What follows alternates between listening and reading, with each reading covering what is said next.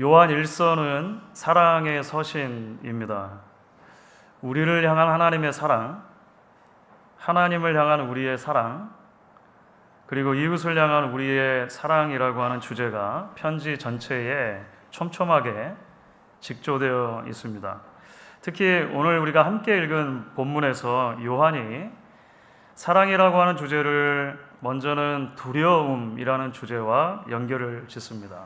나아가서 사랑과 두려움이라고 하는 주제를 미움, 그러니까 증오라고 하는 주제와 연결을 시키죠. 18절 말씀입니다. 이렇게 되어 있습니다. 사랑 안에 두려움이 없고 온전한 사랑이 두려움을 내쫓나니. 이어지는 20절에서 이렇게도 말씀을 하죠. 20절 말씀은 여러분 저와 같이 한번 읽어주시면 좋겠습니다. 누구든지 하나님을 사랑하노라 하고 그 형제를 미워하면 이는 거짓말하는 자니 보는 바 그 형제를 사랑하지 아니하는 자는 보지 못하는 바 하나님을 사랑할 수 없으리라. 사랑과 미움과 두려움이라고 하는 주제가 오늘 본문 안에 마치 삼각형의 세 꼭지점처럼 연결되어져 있는 것을 보게 됩니다. 그렇다면 사랑하는 여러분, 오늘 우리가 이 말씀을 어떻게 우리 자신들에게 나아가서 우리 교회 공동체에 적용할 수가 있을까요? 첫 번째로 우리는 하나님의 사랑이라고 하는 렌즈로 끊임없이 우리 자신들을 바라보아야 할 것입니다. 19절을 보시면 요한이 이렇게 말을 하죠. 우리가 사랑함은 그가 먼저 우리를 사랑하셨습니다. 하나님의 선제하신 사랑, 하나님의 먼저 있는 사랑에 대해서 이야기를 합니다. 이것이 그리스도인의 윤리가 사랑의 윤리로 정의되는 출발점이다. 이렇게 사도는 말하는 것이죠. 여러분, 왜 하나님의 먼저 되신 사랑이 필요했을까요? 다시 말하면 왜 하나님이 먼저 우리를 사랑하지 않으시면 안 되었느냐라고 하는 것입니다. 그렇죠, 여러분. 타락한 인간 안에는 더 이상 참 사랑의 능력이 없기 때문에 그렇습니다. 완고할 대로 완고해져 버린 인간은 자기 자신도 타인도 무엇보다 하나님도 제대로 사랑할 수 없는 존재가 된 것이죠. 이미 몇 차례 말씀을 드렸을 텐데요. 여러분, 성경에 등장하는 인류 최초의 노래는 사실 아름다운 사랑의 노래입니다. 바로 아담이 하와를 바라보면서 불렀던 일종의 세레나데라고 할 수 있죠. 우리가 잘 아는 바로 이 말씀입니다. 이는 내 뼈 중에 뼈요 살 중에 살이라. 이를 남자에게서 취하였은즉 여자라 부르리라. 하여간 성경의 최초로 노래의 형태로 기록된 것은 이것이 처음입니다. 그런데 여러분, 아이러니하게도 성경에 나오는 두 번째 노래는요,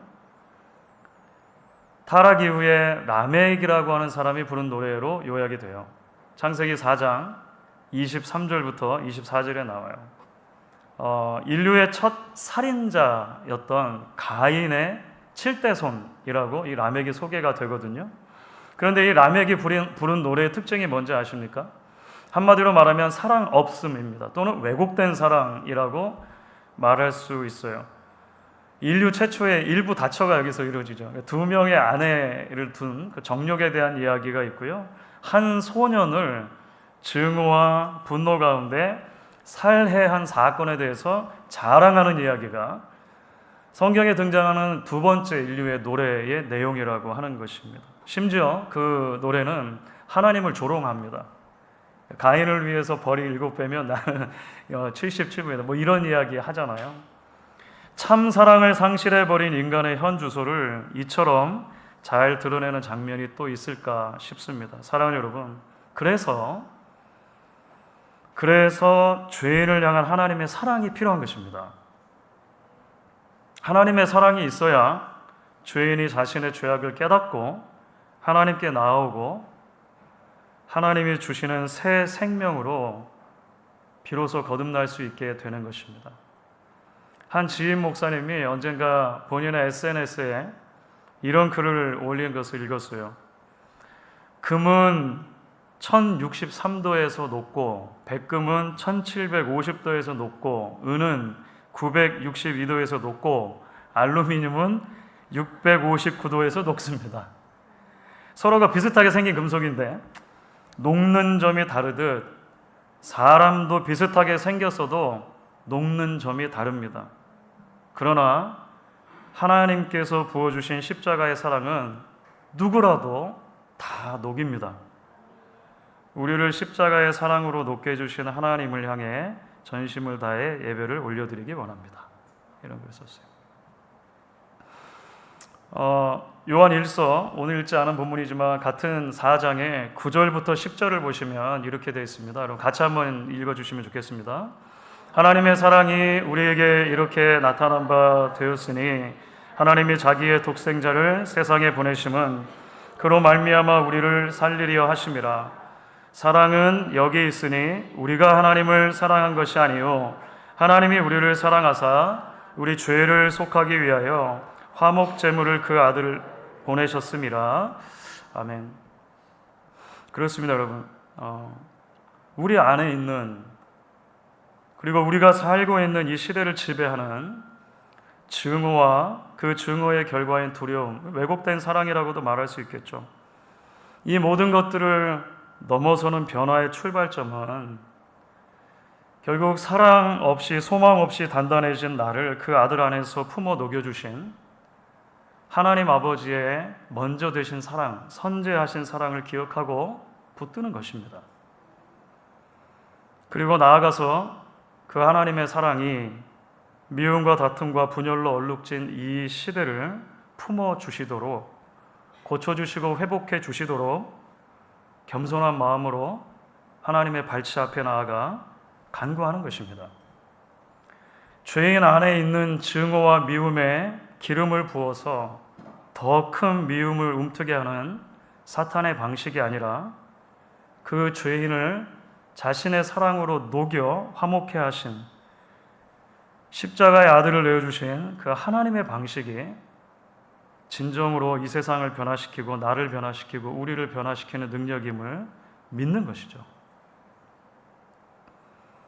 이제 그렇기 때문에 오늘 말씀은 우리 자신을 하나님의 사랑이라는 렌즈로 바라볼 뿐 아니라 한 걸음을 더 나아가서 우리 이웃을 끊임없이 하나님의 사랑이라고 하는 렌즈로 바라볼 것을 촉구하죠. 그것이 바로 20절과 21절 말씀입니다. 아마 요한일서에서 가장 유명한 말씀 중에 하나가 될 것 같아요. 같이 한 목소리로 읽으시면 좋겠습니다. 누구든지 하나님을 사랑하노라 하고 그 형제를 미워하면 이는 거짓말하는 자니 보는 바 그 형제를 사랑하지 아니하는 자는 보지 못하는 바 하나님을 사랑할 수 없느니라. 우리가 이 계명을 주께 받았으니 하나님을 사랑하는 자는 또한 그 형제를 사랑할지니라. 아멘. 요한이 하나님이 우리를 사랑하신 것처럼 우리도 이웃을 끝까지 사랑해야 한다 이렇게 말하죠. 흥미로운 것은 하나님을 향한 사랑, 수직적인 사랑과 이웃을 향한 사랑, 우리 수평적인 사랑이 분리될 수 없다라고 요한이 말하는 데 있다는 것입니다. 그런데 여러분, 여기서 주목해 볼 수 있는 또 하나의 흥미로운 지점이 있습니다. 요한이 이 사랑의 계명에 대해서 이야기할 때 이것이 자신이 만들어낸 것이 아니라고 힘주어 강조한다는 게 있습니다. 이게 내 생각으로 한 게 아닙니다. 내 말이 아닙니다. 이걸 요한이 계속 강조하죠. 우리가 이 계명을 주께 받았으니 예수님이 이 땅에서 제자들에게 그토록 강조하셨던 말씀을 나는 계속해서 여러분들에게 반복하는 것입니다. 이렇게 요한이 이야기를 해요. 우리가 잘 알고 있습니다. 실제로 예수님께서 요한복음 13장 보시면 34절과 35절에서 이렇게 말씀하시죠. 새 계명을 너에게 주노니 서로 사랑하라. 내가 너희를 사랑한 것 같이 너희도 서로 사랑하라. 너희가 서로 사랑하면 이로써 모든 사람이 너희가 내 제자인 줄 알리라. 죽음을 앞두고 이 땅에 이제 남겨두실 제자들에게 유언처럼 주셨던 주님의 부탁, 다른 게 아니죠. 서로 사랑하라. 이 한마디의 말씀이셨습니다. 새 계명이죠. 여러분, 그렇습니다. 모든 세대의 교회의 부르심은 스스로 만들어낸 메시지를 전하는 데 있지 않는 것이죠. 시대에 따라서 입맛에 맞게 내가 믿고 싶은 대로 믿는 데 있지도 않다는 것입니다. 교회의 부르심은 아무리 시대가 변하고 아무리 마음이 내키지 않아도 주님이 주신 사랑의 계명을 붙드는 데 있는 것입니다. 주님이 주신 말씀을 계속해서 가르치고 힘들어서 그것을 붙들고 살아내려고 발버둥 칠 때 교회의 교회됨이 있는 것이죠. 교회가 붙들고 지켜가는 화평케 하는 복음, 사랑의 복음을 통해서 예수님 말씀처럼 세상이 비로소 우리가 그리스도의 제자인 줄을 알게 되기 때문에 그렇습니다. 예수를 통해서 하나님과 화목하게 된 사람들, 진짜로 은혜를 받아서 은혜로 살아가는 사람들이 어떻게 다른가라고 하는 것을 그때 비로소 세상이 본다는 거죠. 얼마 전에 한국에서 청년들이 이제 청년들이 노방전도를 하기 쉽지 않은데 노방전도 하면서 이런 팻말을 들었다는 이야기를 들었어요. 청년들이 들었던 팻말이 이것입니다. 우리가 예수님을 오해하게 만들었습니다. 우리가 예수님을 오해하게 만들었습니다. 여러분, 예전에는 주로 이제 노방전도 하면 그 가장 많이 사용하던 구호가 뭐죠? 많이 해보셨나 보네. 예수 천당 불신 주옥. 그렇죠. 여러분, 물론 그 구호 자체로 잘못된 것은 아닙니다. 맞죠? 분명히 예수 안에만 생명이 있습니다. 예수 밖에는 생명이 없는 거예요. 맞는 말이죠. 그런데 그 구호를 전하는 방식이 문제가 될 때가 많았었습니다. 세상은 때로 그 참된 진리이지만, 맞는 말이지만 그런 메시지를 공격적이고 무례한 방식으로 전하는 이들의 말의 온도와 태도의 질감 때문에 교회로부터 멀어지곤 했습니다. 동시에 무례함보다 더 큰 문제는 그렇게 말하는 사람들이 교회에서 보여준 모습들이죠. 아니, 예수 천당이라면서요. 불신 지옥이라면서요. 그런데 예수 믿는 사람들이 모여있는 것을 보니까 천국이 아닌 거예요. 밖에서 봐도 천국처럼 보이지가 않는 것이죠. 서로 싸우고 미워하고 갈라지고 소송하고 하는 것을 보니까 아니, 천국보다 지옥에 더 가까운 거 아닌가? 그러니까 전하는 메시지와 삶이 코레스판드 되지 않는 거죠. 어울리지 않는 거죠. 예수를 좋아하지만 예수를 닮지 않는 모습 때문에 그리스도인들을 싫어한다 말했던 마하트마 간디처럼 그들이 교회에서 점점 더 멀어져 갔던 거예요. 우리가 예수님을 오해하게 만들었습니다 라는 구호에는 이런 모습들에 대한 성찰과 회개가 담겨 있는 거죠. 어느덧 사랑의 계명에서 멀어져 있는 교회의 현주소에 대한 고백이고, 제자 공동체가 아니라 소셜 클럽처럼 변해버린 교회의 민낯에 대한 반성이다, 이렇게 생각이 들어요. 저는 이것이 오늘날 우리 모두가 진지하게 고민하고 스스로에게 물어야 할 질문이다 생각을 합니다. 내가 예수님을 오해하게 만들고 있지는 않았는가? 나아가서 사실은 우리 자체가 예수님을 오해하고 있지는 않았는가? 이것이 그의 뜻이다라고 말하는 것이 결국은 하나님의 뜻에서 가장 멀리 있었던 것은 아닌가? 성경의 예수가 아닌 내가 믿고 싶은 대로의 예수를 만들어 섬긴 것은 아닌가? 우리는 말씀을 통해 다시 우리를 돌아보게 되는 것입니다. 오늘 설교의 제목이기도 한데요. 18절 설교 제목과도 연관이 되는데요. 18절을 보시면 이런 개념이 나옵니다. 온전한 사랑, perfect love라고 하는 개념이 나옵니다. 그렇죠? 온전한 사랑. 여러분, 온전한 사랑이라고 하는 개념은 온전하지 않은 사랑도 있을 수 있다는 게 전제되죠.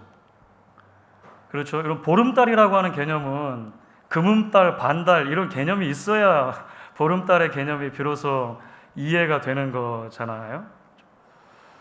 19세기 위대한 설교자였던 J.C. 라일이라고 하는 분이 있거든요. J.C. 라일이라는 분이 이런 말을 한 적이 있습니다. 하나님은 우리가 회심 이전에 어떤 존재인지를 잘 아셨다. 악하고 죄 많고 더러운 존재라는 것을. 하지만 그분은 우리를 사랑하셨다. 하나님은 우리가 회심 이후에 어떤 존재가 될 것이라는 것도 잘 아신다. 약하고 실수 많고 깨지기 쉬운 존재라는 것을. 하지만 그분은 여전히 우리를 사랑하신다. 여러분, 사실 우리는 인정하지 않을 수 없습니다. 우리의 사랑은 온전하지 않을 때가 너무 많습니다. 그 현실이죠. 우리가 온전하지 않기 때문에 그런 거예요. 하지만 여러분, 온전한 사랑이 있다는 것입니다. 우리는 그것을 믿어야 합니다. 저와 여러분을 향해 베푸신 하나님의 사랑이 온전한 사랑이라고 하는 것이죠. 그래서 우리는 계속해서 우리가 아니라 그분의 온전한 사랑을 붙들어야 하는 것입니다. 그 온전한 사랑의 렌즈로 나를 바라보고 동시에 이웃과 공동체를 바라보아야 하는 것이죠. 쉽지 않지만 하나님이 예수님 안에서 우리를 향한 사랑을 포기하지 않으신 것처럼 매일 우리도 그 사랑의 주님 닮기를 포기하지 않을 때 그 사랑이 우리의 모든 두려움을 쫓으실 뿐 아니라 보다 적극적으로 평화를 일구는 하나님의 자녀로 살아가는 기적을 경험하는 저와 여러분, 우리 교회가 되실 수 있기를 주의 이름으로 간절히 축원하겠습니다.